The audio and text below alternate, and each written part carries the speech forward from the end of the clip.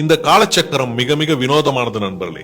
20 வயசுல இதுதான் வேணும்னு தோணும், 30 வயசுல இது வேணும்னு தோணும், 40 வயசுல இதுவே போதும்னு தோணும், 50 வயசுல இது இல்லனா கூட பரவாயில்லன்னு தோணும், 60 வயசுல எது இல்லனாலும் பரவாயில்லன்னு தோணும், 70 வயசுல எதுவுமே வேணாம்னு தோணும், 80 வயசுல இந்த உயிர் எப்போ போகுமோன்னு தோணும்.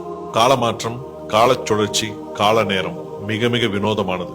பிடிவாதம் எல்லாம் முடக்குவாதமா மாறும், ஆணவம் எல்லாம் பணிவா மாறும், அதிகாரம் எல்லாம் கூனி குறுகி மாறி போயிருக்கும், மிரட்டல் எல்லாம் கப்சுப்புன்னு அடங்கி போயிருக்கும். எது வேணும்னு நாம ஆளா பறந்தோமோ அதையே தூரமாக வைத்து பார்க்க தோணும். எதற்காக ஓடினோம், எதற்காக ஆசைப்பட்டோம், எதற்காக எதை செய்தோம் என்ற காரணங்கள் எல்லாமே காலப்போக்கில் மறந்து போகும், மறத்து போகும். தீரா பகையை தந்து வன்மத்தோடு வாழ்ந்து ஆட விடுவதும் காலம்தான்.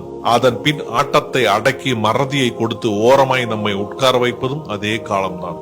வெளியே மாளிகையாய் தோற்றமளிக்கும் எதுவும் உள்ளிருக்கும் விரிசல்களை எடுத்துரைக்காது.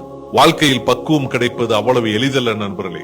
அதற்கு பல அவமானங்களை கடந்திருக்க வேண்டும். அந்த அவமானங்களே உங்கள் வாழ்க்கையில் உங்களை மேம்படுத்தும். புரிந்து கொள்ளுங்கள், வாழ்க்கை உங்களுடையது. வாழ்த்துக்கள்.